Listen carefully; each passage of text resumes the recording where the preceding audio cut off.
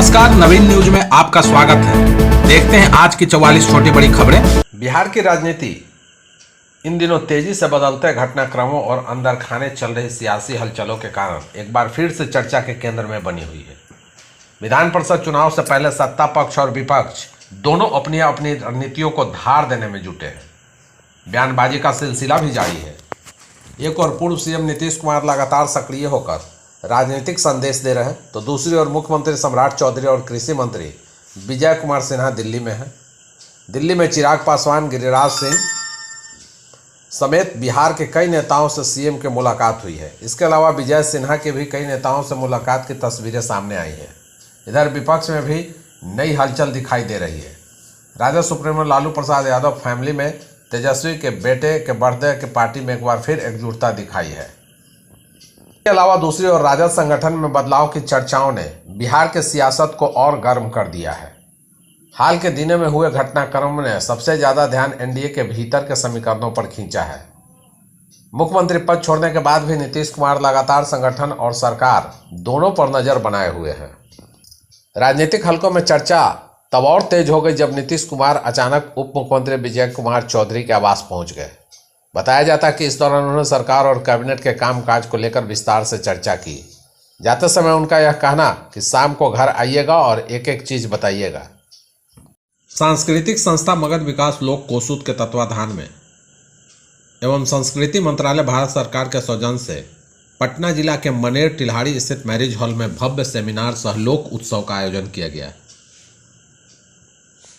इस अवसर पर बिहार के विभिन्न क्षेत्रों के लोक कलाकारों ने पारंपरिक लोक नृत्य एवं लोक संगीत की आकर्षक प्रस्तुतियां दी। कार्यक्रम का मुख्य आकर्षक लोक नाटक घर की लक्ष्मी रही, जिसकी प्रस्तुति ने समाज में महिलाओं की भूमिका एवं पारिवारिक मूल्यों को प्रभावशाली ढंग से दर्शाया। सेमिनार के दौरान वक्ताओं ने बिहार की लोक संस्कृति के संरक्षण एवं संवर्धन पर अपने विचार व्यक्त किए। वक्ताओं ने कहा कि मगध विकास लोक कोसूद जैसी संस्थाएं समाज में सांस्कृतिक जागरूकता फैलाने में महत्वपूर्ण भूमिका निभा रही है। वहीं मंच संचालन विक्की कुमारी ने किया। इस मौके पर संस्था के सचिव गोपाल प्रसाद सिंह, लेखक व निर्देशक राकेश कुमार, कलाकार अनिल सुमन, विवेक कुमार, नूर आलम, सुमन कुमार, अमृता सिन्हा, मुस्कान कुमारी, कन्हैया, अजीत भोजपुरिया, किशन कुमार, मंटू सहित स्थानीय गणमान्य लोग, कलाकार, साहित्यकार एवं संस्कृत प्रेमी मौजूद रहे। झारखंड प्रीमियम लीग JPL को लेकर क्रिकेट प्रेमियों के बीच खासा उत्साह है। 10 जून से शुरू होने वाले टूर्नामेंट से पहले 30 मई को जमशेदपुर में मेगा ऑक्शन आयोजित किए जाएंगे। इस ऑक्शन में 271 खिलाड़ियों की किस्मत 6 फ्रेंचाइजियों को बड़ी बोली पर टिकी रहेगी। इसे लेकर काफ़ी सरगर्मियां भी तेज हो गई है। JPL का आकर्षक राष्ट्रीय स्तर पर अपनी पहचान बना चुके 5 खिलाड़ी हैं। इनमें रांची के ईशान किशन और सुशांत मिश्रा, गुमला के रॉबिन मिंज, बोकारो के कुमार कुशाग्र और पश्चिमी सिंहभूम के अनुकूल राय शामिल हैं। क्रिकेट जानकारों का कहना है कि इन स्टार खिलाड़ियों पर सबसे ज़्यादा बोली लग सकती है। गांव से लेकर शहर तक JPL की ज़बरदस्त चर्चा है। क्रिकेट फैंस की नज़र इस बात पर टिकी है कि कौन खिलाड़ी किस टीम में जाएगा और कौन इस सीज़न का सबसे महंगा खिलाड़ी बनेगा। फ्रेंचाइजियां खिलाड़ियों के हालिया प्रदर्शन, फिटनेस और अनुभव को ध्यान में रखकर अपनी रणनीति तैयार कर रही है। इस सीज़न में सबसे ज़्यादा खिलाड़ियों का चयन रांची से हुआ है। वहीं जमशेदपुर, बोकारो, पश्चिमी सिंहभूम, धनबाद और राज्य के अन्य जिलों से भी कई प्रतिभाशाली खिलाड़ियों को मौका मिला है। मौसम के बदले मिजाज और कुदरत के कहर ने अन्नदाताओं की कमर तोड़कर रख दी है। राज्य के कई हिस्सों में अचानक आई तेज आंधी, मूसलाधार बारिश और भारी ओलावृष्टि के कारण खेतों में खड़ी फसलों और बागों में पेड़ों पर लगे फलों को भारी नुकसान पहुंचा है। इस आपदा से परेशान और मायूस किसानों के लिए मुख्यमंत्री सम्राट चौधरी ने एक बड़ी राहत की खबर दी है। सीएम ने संकट के इस घड़ी में किसानों को ढांढस बंधाते हुए साफ कहा है कि उन्हें बिल्कुल भी परेशान होने की जरूरत नहीं है। राज्य सरकार उनके साथ मजबूती से खड़ी है। मुख्यमंत्री सम्राट चौधरी ने इस प्राकृतिक आपदा को लेकर कृषि विभाग और आपदा प्रबंधन विभाग के उच्चाधिकारियों के साथ महत्वपूर्ण समीक्षा की। इसके तुरंत बाद उन्होंने राज्य के कई जिलों में अचानक तेज आंधी, बारिश एवं ओलावृष्टि से हुई फसल क्षतियों, वृक्ष में लगे फलों के क्षति का सर्वे कराने का निर्देश कृषि विभाग एवं आपदा प्रबंधन को दिया है, ताकि प्रभावित किसानों के समुचित राहत दी जा सके।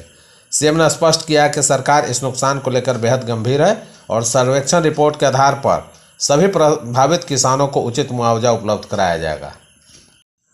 झारखंड रांची स्थित काके रोड में मुख्यमंत्री आवासीय कार्यालय में सीएम हेमंत सोरेन से तेलंगाना के उप मुख्यमंत्री मल्लू भट्टी विक्रमार्क ने शिष्टाचार मुलाकात की।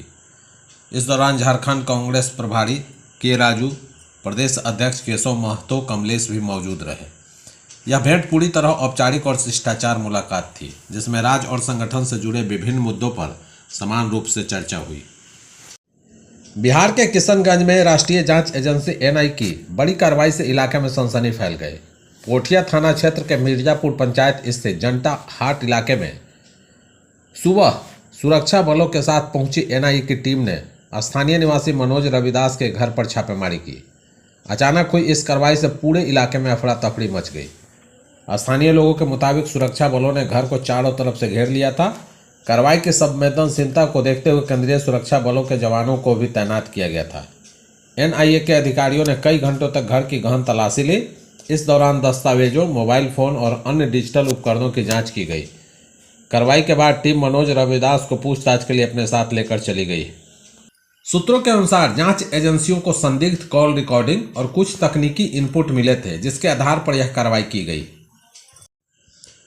झारखंड के गढ़वा में प्रशासनिक सख्ती के तहत डीसी पशुपतिनाथ मिश्रा ने रामनाथ प्रखंड अंचल कार्यालय और आंगनबाड़ी केंद्रों का औचक निरीक्षण किया।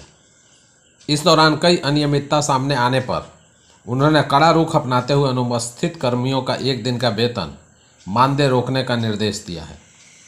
निरीक्षण के दौरान प्रखंड और अंचल कार्यालय में कई कर्मचारी अपनी सीट से अनुपस्थित पाए गए, जिस पर डीसी ने नाराजगी जताई। उन्होंने सभी कर्मियों को सुबह 10 बजे तक अनिवार्य रूप से कार्यालय में उपस्थित सुनिश्चित करने का सख्त निर्देश दिया। इसके बाद आंगनबाड़ी केंद्रों के निरीक्षण में भी गंभीर खामियां सामने आई। जोड़वनिया टोला केंद्र बंद पाया गया, जबकि मरवनिया टोला केंद्र में बच्चों की उपस्थिति नहीं थी और संचालन घर से किए जाने की बात सामने आई। कई केंद्रों में रजिस्टर और आधारभूत व्यवस्थाएं भी ठीक नहीं पाई गई।